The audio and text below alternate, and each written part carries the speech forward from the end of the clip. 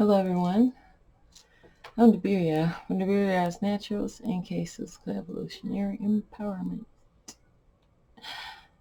Do y'all, no. I'm not going to ask you, do y'all remember? We're going to talk about what I remember. I remember when I was a child in elementary school during Black History Month, but I had a teacher that did that I know that she would do this year round. There would be these iconic images of people who existed before me, who did things that made the world a better place or made the world a place where I can be a better person, and certain restrictions that were placed on people because of their gender or their race or their religion or anything based on any kind of social stigma. These people broke those barriers. And if they didn't break them, they hit them so hard you couldn't help but know they were there. You couldn't help but acknowledge that they existed, that these people's impacts on society, the world,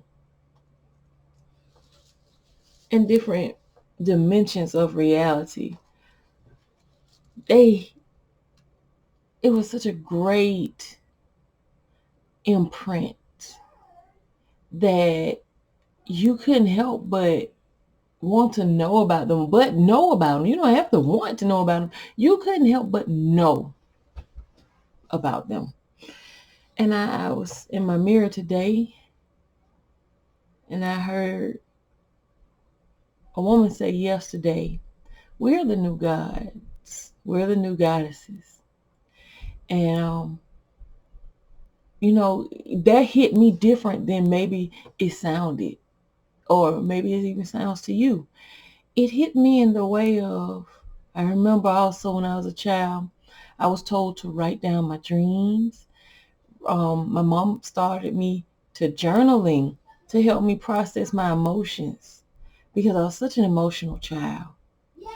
And it also helped me to put things in perspective. It helped me to express myself in a safe space. So I learned to express myself and to be conscious of how other people were expressing themselves in my space or in a shared space.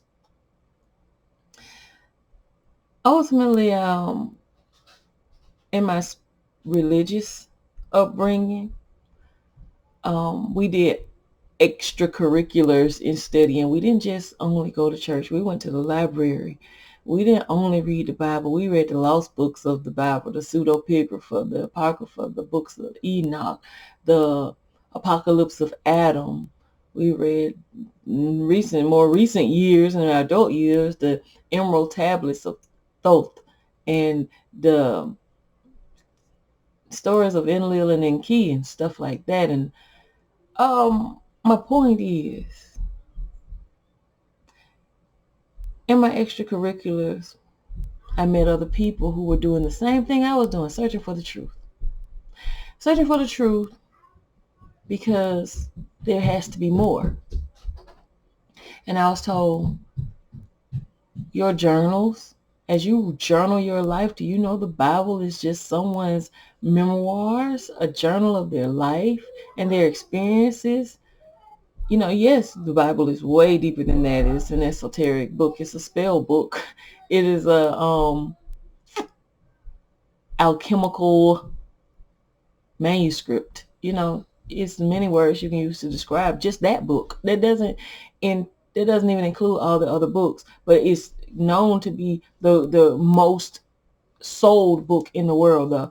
The greatest stories ever told are in that book because they carry vertical weight in their information content. But many things do that same exact thing. It's just that's the one that's most acknowledged.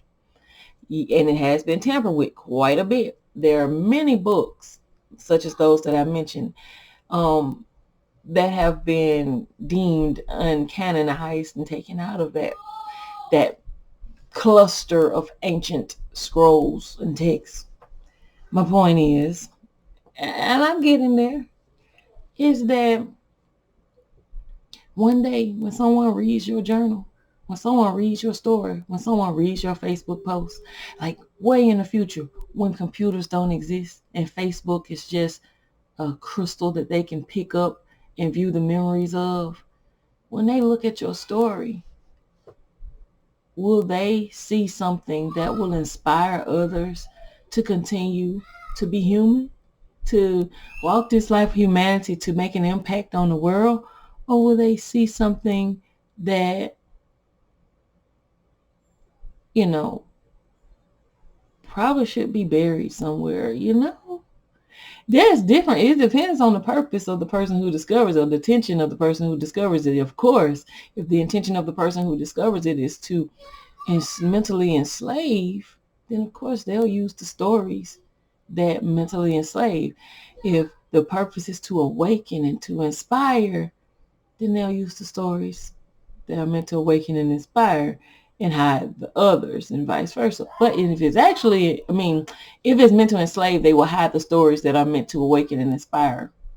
But if it's meant to awaken and inspire, then they will use and highlight the things that need to be awakened and inspired, but also utilize the information that shows what happens to a nation of people who have lost all connection with divine source, nature, and have become so superficial, so technologically advanced that they are psychologically, mentally, socially, emotionally deteriorating, or zombies.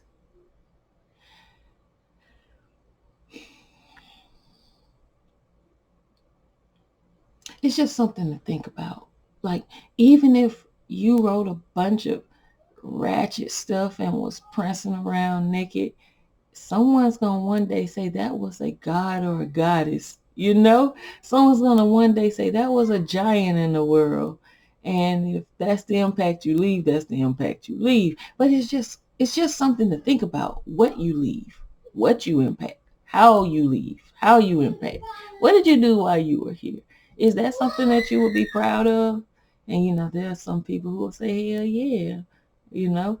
I'll be proud of that because that was me at my best, baby. And that's the truth. And then there's some people that will look at their life and say, I am greater than even my greatest that I've already been. There's still more to do. And those are the trailblazers. And those are the people who will leave a different kind of mark on history. What I'm saying is, one day you're going to be that icon on the wall. One day it's a possibility. Out of thousands of people, there had been in the past selected ones. They were selected because there's a total agenda that had to be pushed forward and enforced by the missions of these people, or the perceived missions of these people. Someone can take your story and they can have an agenda, and then they can use your story to forward their agenda, and your story had nothing to do with their agenda, but you're no longer here, but your story is. What will your story say? That's what I'm wondering. What will your story say?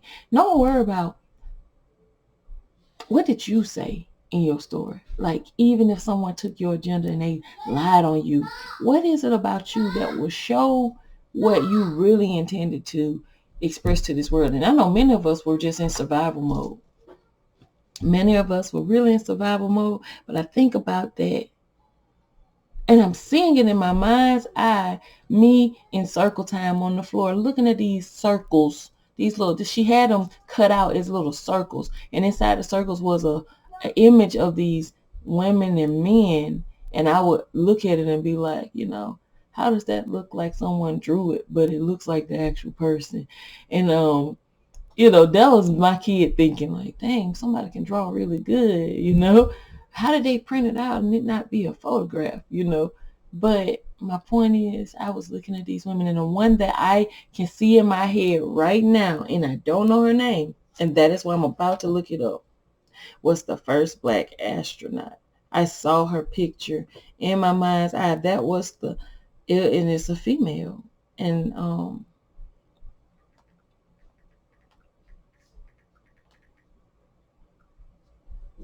the first black woman in space. Let's see.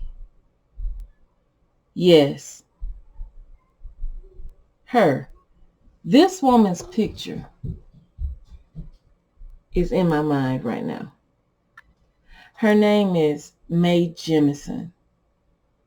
And she's been coming to me. Ugh.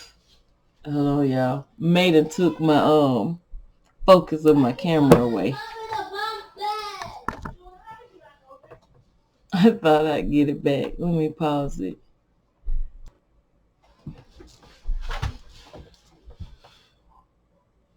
There it is.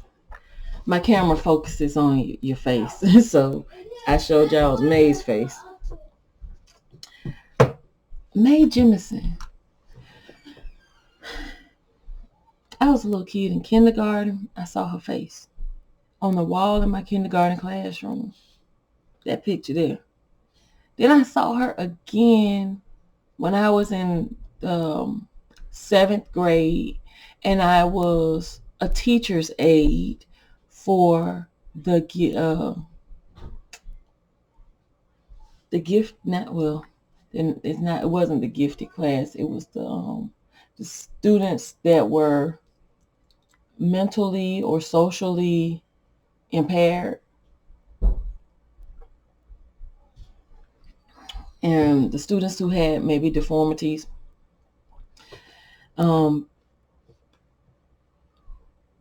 I was a teacher's aide for them, and I went and I had two class periods or something like that I went in and helped take care of those children, fix their lunch and wash their little clothes, teach them stuff, socialize with them, be their friend. I loved it.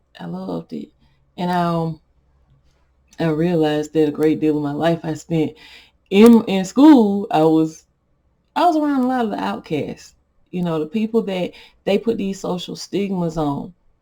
And honestly, you guys, it was done to me as a form of punishment, but because I had temper tantrums. Oh my goodness, I had a temper on me. And that temper was righteous anger every time. People may not believe that, but every time I was angry and I threw a fit as a child, I had seen something that disturbed me,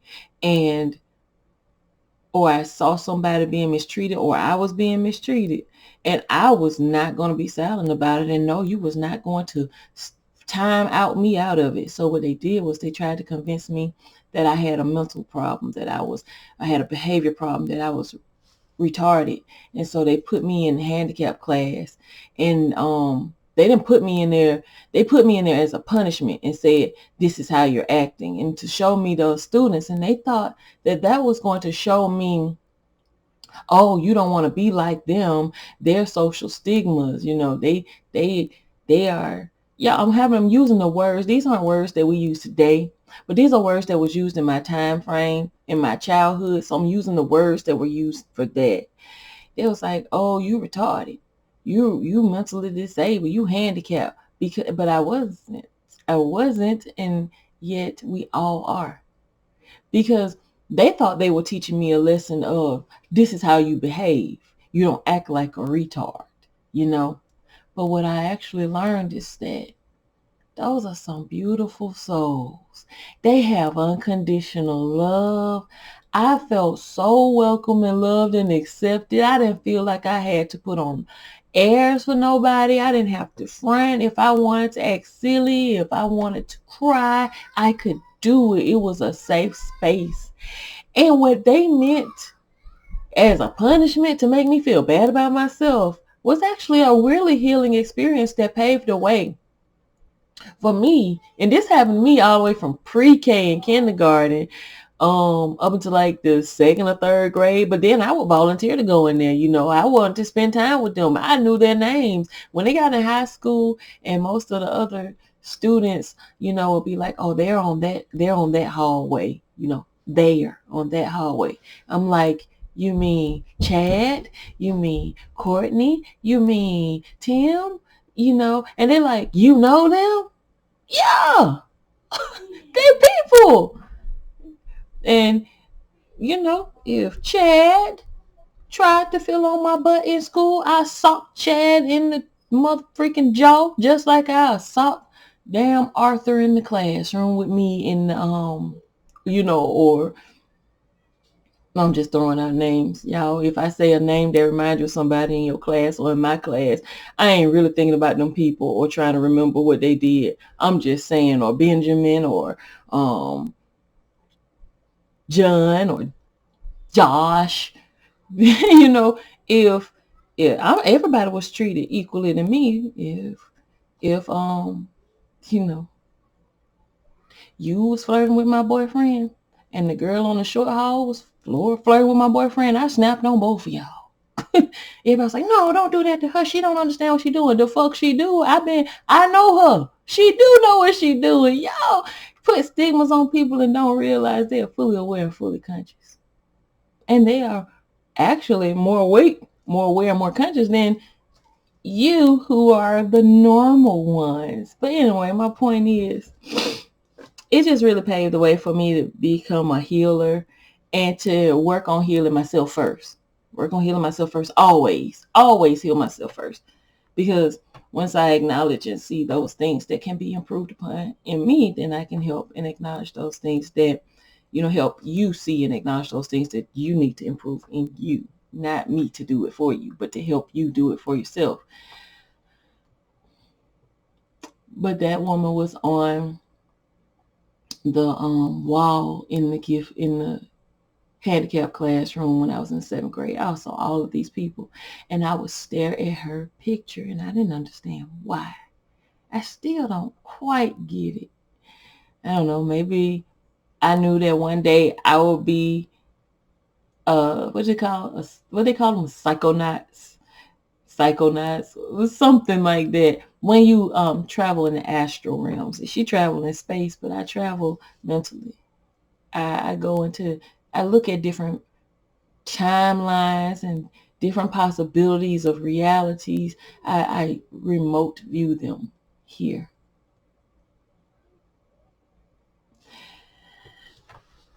Maybe that's why, because she was showing me something that I would do, but through my interpretation, of in my reality, in my perception. But my point again, if someone was to read your story, what could they learn? What did you learn from your story? What did you learn from you? What do you learn from your experiences? This is one day somebody's going to say, but that was the queen of TikTok. Why would they say that? Like, what made you stand out? Oh, somebody's going to say, I don't know what they would say, because one, there's nothing new under the sun, but there's your energy that is deliberate and intentionally and strategically created unique, that imprints and what's the word, affects everything that you touch. It makes it unique. So what is it inside of you that's your unique thing that you bring to the world? What is it? If they was to carve your picture in stone and your story, what would it say? It's just a question. Just wondering. Just something to think about. I'm not telling you what to think. I'm just inspiring you to think. I love you. I'll see you next time.